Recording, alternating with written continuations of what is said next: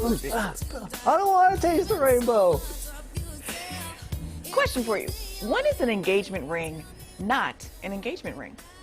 Also, a baseball player with a knack for making things a little awkward. I'm so concerned about this. Are you confused? Well, you won't be after this installment of Weird World of Sports.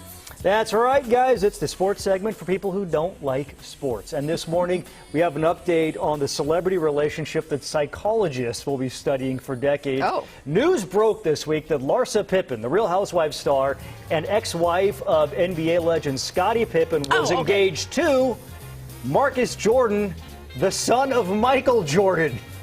Now, since this is the sports segment for people who don't like sports, perhaps I should mention that Michael and Scottie were teammates on the Chicago Bulls and considered one of the best duos in NBA history.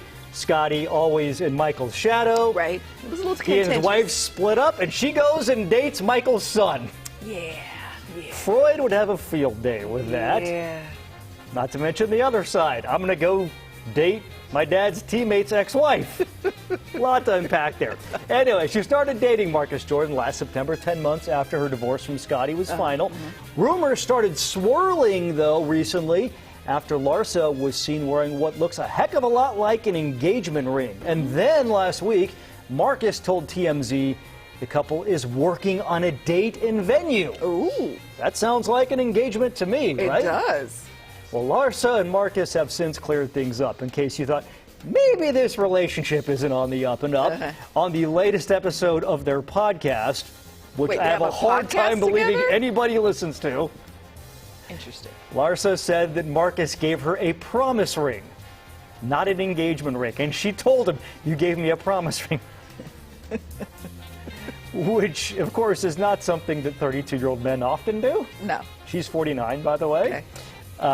So if that means she was unhappy with the ring, or if it means we're not really getting married, this is for headlines, because Marcus teased that the ring, quote, might end up on Larsa's reality series. Dun, dun, dun! I'm going to be honest. I don't know if he means Real Housewives of Miami or if she has another reality show.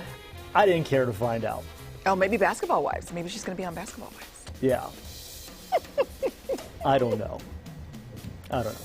Anyway, we'll see. So weird. But man, the fact that she is dating him, yeah, it's weird. There's some analysis needs to be done there. All right, guys, there's a lot of talk these days about stealth wealth. You know what that is? That's when rich people don't dress like they're rich. Oh, okay, yeah, no, I'm hip to that. I remember when they used to call it old money. New York Jets owner Woody Johnson is the poster child for old money. His great-grandfather founded Johnson & Johnson. Oh, you know, like Band-Aids and aspirin? Ancestral wealth. Yes. I mean, look at this guy. He looks like the kind of guy who pronounces the H in white. My hat is white. You okay, Cora? I'm going to whisk these eggs. Would you like whipped cream? Anyway, I think we're missing half the story here, guys. For some reason, the prompter. Anyway, do we have the other picture that I was talking about? Yeah? No? Oh, well, the other part of the story is he went and got a big chain from Al the jeweler, who does the jewels for all the NFL players. It says Woody and the Jets. I'm sorry, my brain shut off. Why?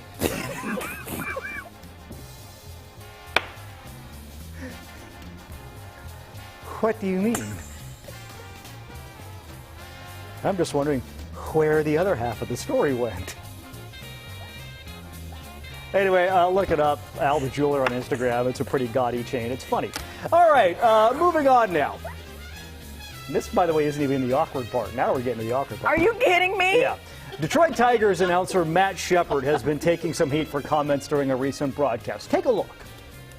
Got a bridesmaids with her, with bachelorette party going on here at the ballpark at Progressive Field.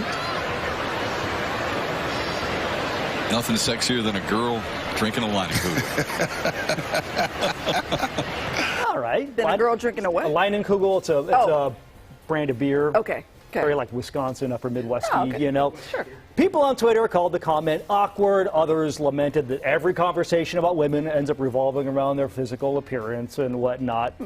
For her part, the woman who they were talking about there didn't seem to be bothered by it. She tweeted that she was having a great time at the game and she appreciated the compliment. In fact, she said, "Hey, line and cooling, would you like to sponsor me after all this?" Yeah, it's a great grab. Yeah, Somebody got paid for this way. But hey, that was a thing. But that brings us to this. Okay. That game happened on Sunday. Okay. The same day that Philadelphia Phillies outfielder Nick Castellanos hit a home run in a 4-3 loss to the Nationals.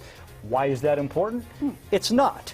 Except that it happened on the 3-year anniversary of another Castellanos home run that led to perhaps the most awkward play-by-play call in baseball history. Take a look. Oh.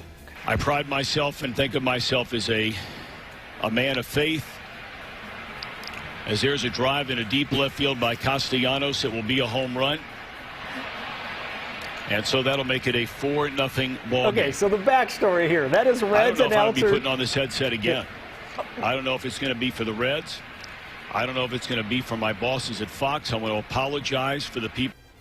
Wait, So what that is Reds. happening? I'll give you the backstory. That's Reds announcer Tom Brenneman, who was apologizing after the day before he'd been caught on an open mic using a homophobic slur. Oh. In the middle of his apology, he had to stop and call And the Castellanos acknowledge the home run. home run.